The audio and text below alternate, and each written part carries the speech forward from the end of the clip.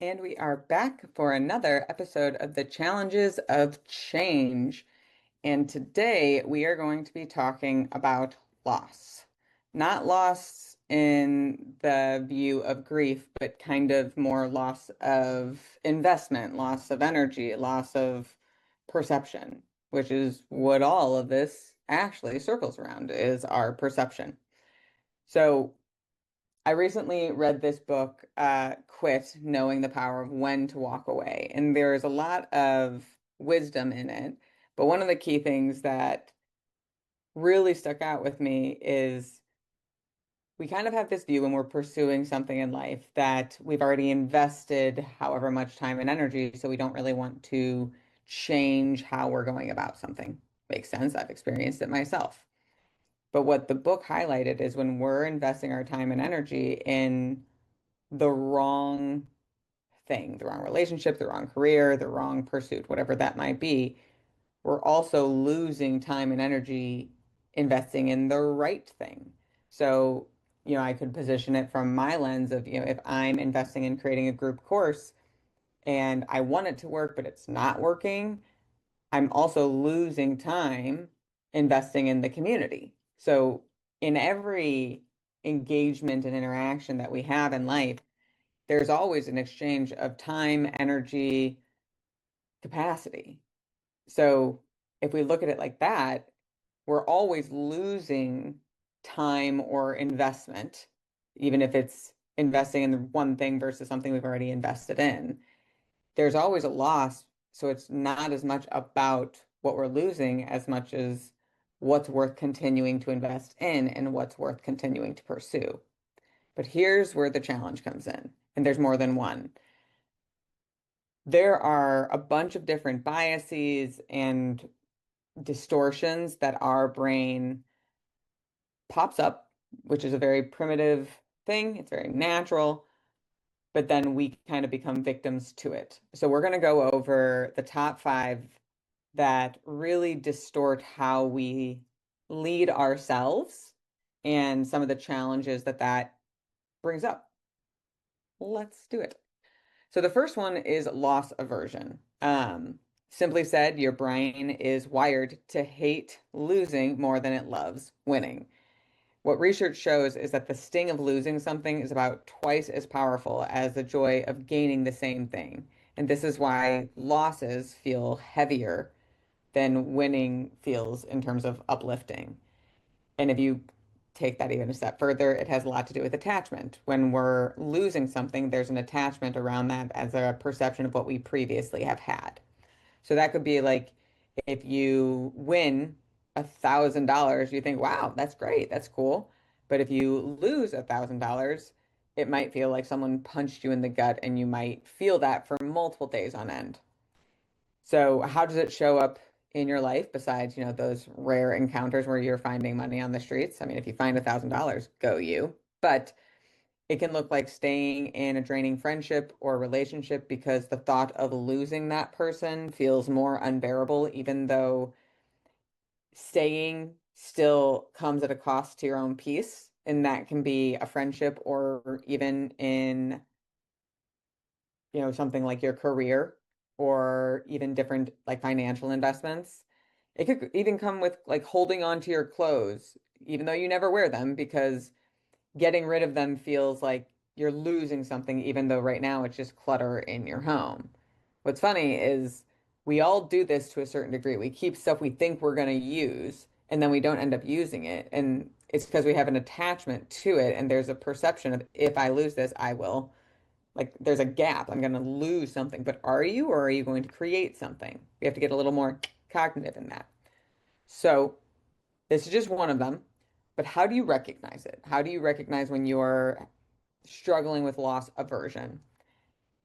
For starters, be mindful. If we're not aware, how do we change anything? So you need to pay attention to the language you're using and how you're framing things. Is it centering around not wanting to lose something or wanting to gain something? I commonly refer to this as away from and towards language. People will say, I don't know, but I don't want to do this anymore. versus, I don't know, I want this instead. We're much better at articulating what we don't want versus what we do want. I don't want to waste this versus I want to feel innovative, creative, inspired. So that's kind of a dead ringer if you're stuck in the language of I don't want, something to look into.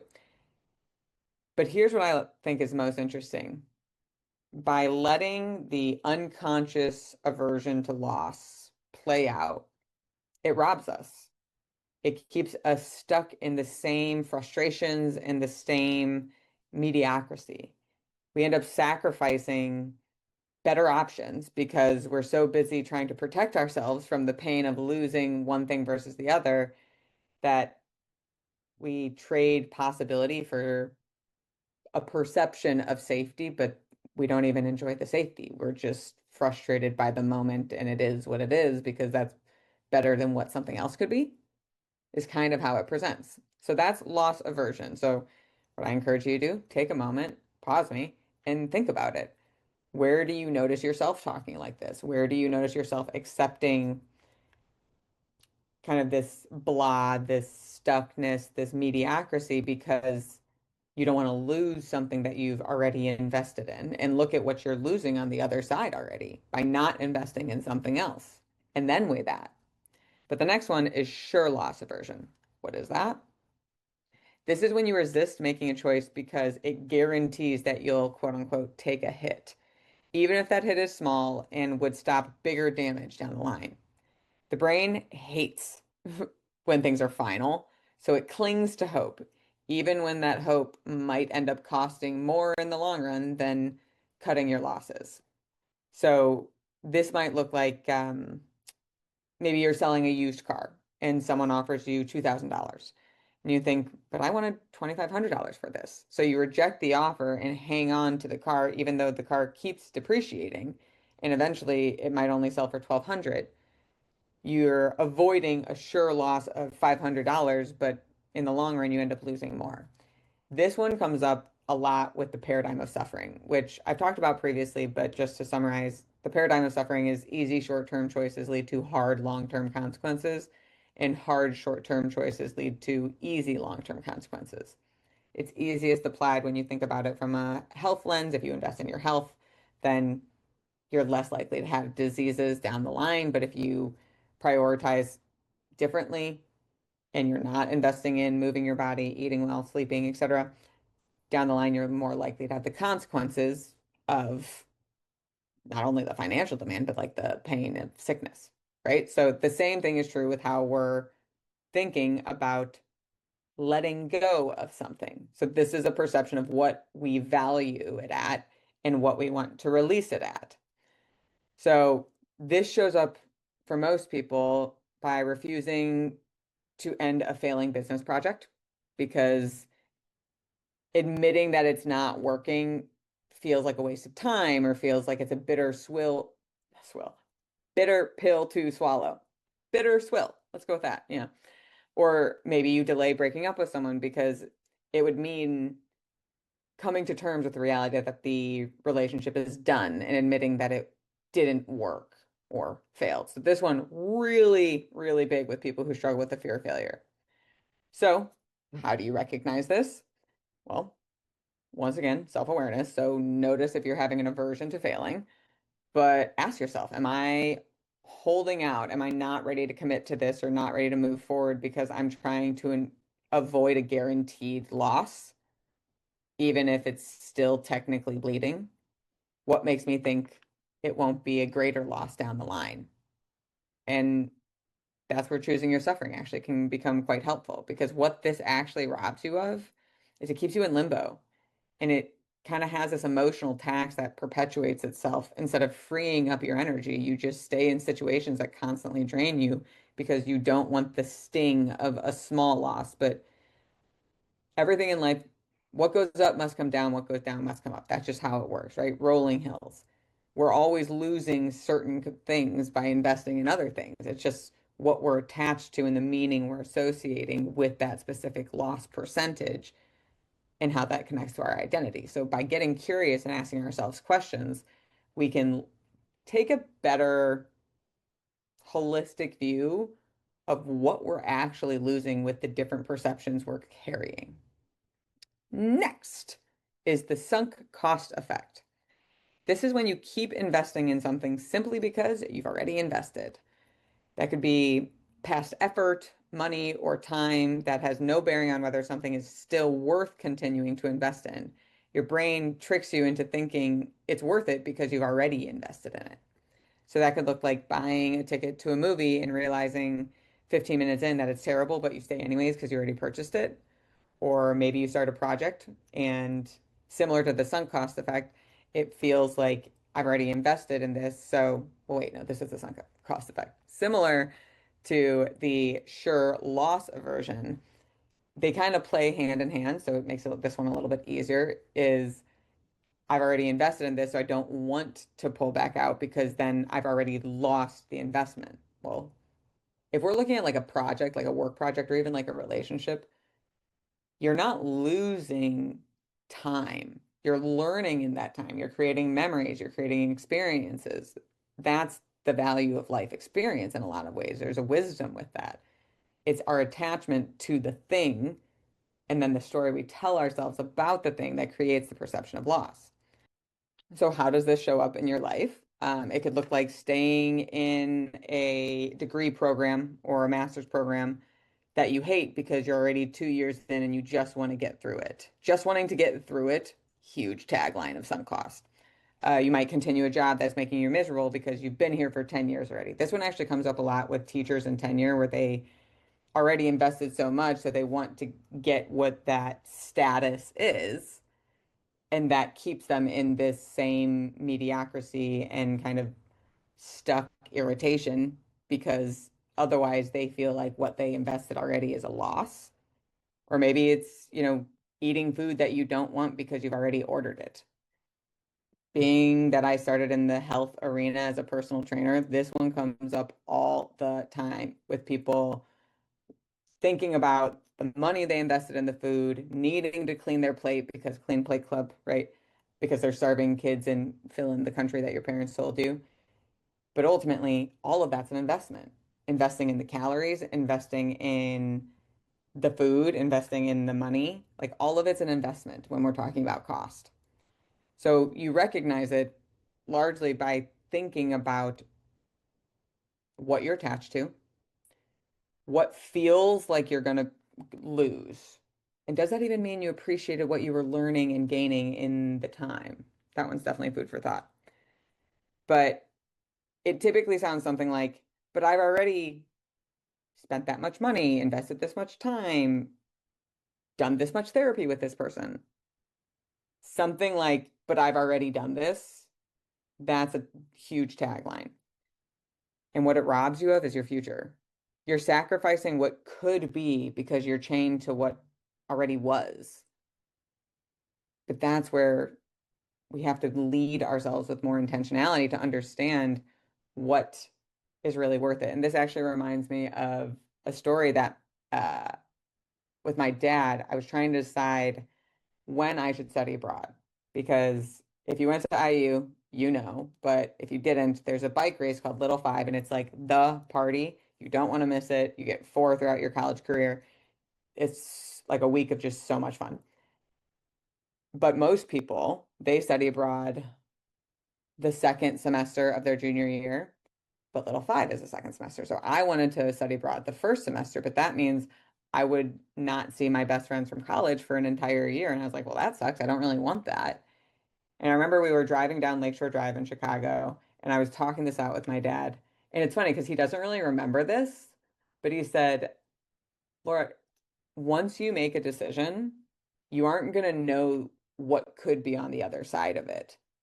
And that possibility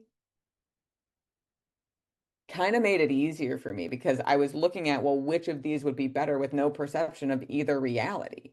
So it was much more about what was I willing to not engage with. And that is what ultimately taught me to study abroad second semester. Yes, I missed a Little Five, but we went to a horse race in Australia instead. So that was fun. Moving on, less about me, more about loss. I know. is status quo bias. This is when is your brain's tendency to prefer the familiar, even if the familiar sucks, because change feels risky and uncomfortable. It's the better the devil you know than the devil you don't. You know that saying, it's very common. This might look like sticking with an outdated phone plan because it just works, or not innovating with AI because the old systems are known and you don't want to spend the time and energy in learning. We are creatures of evolution. This is something we are going to come up against over and over and over and over again because we are regularly called to level up and to evolve. It's our own comfort and desire for comfort that actually robs us the most of that one. How do you recognize this? Well, when you minimize, typically, well, it's not that bad, or at least I know what to expect, or I should be grateful is another one. But you have to determine how you want to live your life. Yes, that is totally an option. If that's what you choose, choose it, but don't complain about what you're choosing then. If you're choosing to stay where you are because this is what's more comfortable for you, this is your best right now. Okay, that's fine. But don't be upset when you're passed over for the promotion. Don't be upset when, someone else gets the opportunity, or when the investment you made doesn't deliver what you hoped it was, because each decision has a chasm effect on the entire system of how we experience our lives. You want to talk about loss? In every decision we make, there's loss. It's just a matter of how we're perceiving loss and what we're ultimately attached to in the moment. And then this one's interesting, and we all experience it. It's commission versus omission bias. This is your brain being more likely to punish you for taking an action that doesn't go well than for not taking an action, even if failing to take that action causes more harm. So if you don't take an action and there's more harm, you're still more likely to beat yourself up for the action you did take and the harm that was caused, because you're feeling more responsibility because you took an action. So I did it. And we tend to blame ourselves around that. So that might look like regretting breaking up with somebody more than staying in an unhappy relationship for years. It's interesting how much we are willing to suffer at our own hands versus hold other people accountable for what would make us happy, and hold ourselves accountable to what would make us happy. This might also mean, you're not quitting a bad project because you're afraid people will blame you for pulling the plug, or not speaking up in a meeting, even when you have valuable ideas, because saying something and being wrong feels scarier than staying silent. Fear is something we're going to engage with every single day of our lives. We have to decide how we want to engage with it. But what this really robs you of is agency and ownership of your life. And that's why I think it is probably the worst of them. But it just leaves you at the mercy of the circumstances. It leaves you a victim to your own life, complaining about how you can't do anything and you're stuck when ultimately you're the one deciding it. I know I sound like an asshole. I'm not saying I don't, but radical responsibility of our reality and what we are choosing and not choosing, and the suffering we experience and the non-suffering we experience, when we realize we are the ones creating all of it based on the comfortable patterns we're staying in, based on the things we are not willing to engage with, based on the just nervous system patterns that keep us where we are. We have all the power and all the freedom to do something about it and to make a change. But if we don't know how to dance with fear, it makes it really, really hard. And I will say, there's a whole thing about not feeling like you're in it alone that makes a huge difference. Like, you hear about teams or the military, or even like a house project, like going through something hard together actually makes us stronger and creates bonds. Like, very funny story at my wedding, we kind of eloped. There's only like 20 people there. And if you know what no-see-ums are, you understand this, but they're like bugs from hell. And if they love your blood, you're screwed. And like pretty much everyone at my wedding got like devastatingly attacked, myself included, where you couldn't touch me. I was so itchy. I smelled like Tiger Balm. I was just putting anything on me to stop the itching. And to this day, everyone who's at that wedding has this like trauma bond of no-see-ums from our wedding that is funny. We went through something hard together. I know that's kind of like minimizing compared to some of the other challenges, but still, it can be that small. Something hard that we go through together makes it easier. So why am I emphasizing this? Because when we're trying to level up, when we're trying to grow, when we're trying to be more, it's scary. I'm not saying ignore the fear. I'm saying don't try and carry it alone. Talk to your village, lean on your people. Hell, join the challenger circle if you're really looking for a place where personal growth is amplified by other people also on a personal growth journey. But whatever it is, you have to be the one championing yourself from the get-go. Now, here's the last thing I want to talk about with loss because we covered the different distortions and biases that our brain kind of goes through when we think of loss.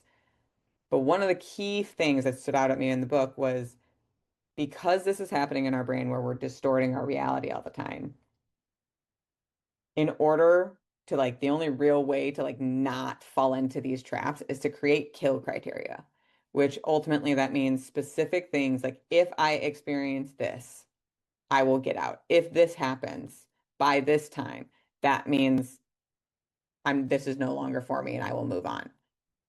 If we don't do it ahead of time, if we try and do it in the middle, all the distortions and biases come in. But if we do it as we engage in a relationship, as we try and grow with a new friend, if as we embark on a new challenge, be that a work challenge or a fitness challenge or a financial challenge, if we don't have our own kill criteria of like how much we're willing to risk for it, then we're ultimately not leading ourselves. We're just in hoping for the best and we're going to fall victim to a lot of things. And it literally takes our agency away when we do that. And if you ask me, there's nothing more important than being able to be the greatest agent of your own life. So, what I encourage you to do is think through the different loss distortions and biases that I talked about. Hell, listen to this again, send it to a friend, have a book club, whatever works out, a podcast club. There you go. But actually do like an audit of your history, maybe the last 5 years. See where they are actually at play and see where maybe you need to evolve how you are leading yourself. Because if you really are the one guiding your life, you are the one responsible for the outcomes, for the experience you have in this very, very valuable life experience. That's a lot of power. So what do you want to do with it? But that's all I have for you today. I encourage you to be reflective and curious because why not, quite frankly. But above all else, I encourage you to lead yourself because challenges are inevitable. But the change that you make through the different challenges and how you overcome them, that's what builds your character. That's what builds your grit. That's what helps you see just how capable you are. But that's all I have. So thank you as always for tuning in, and I will see you next week.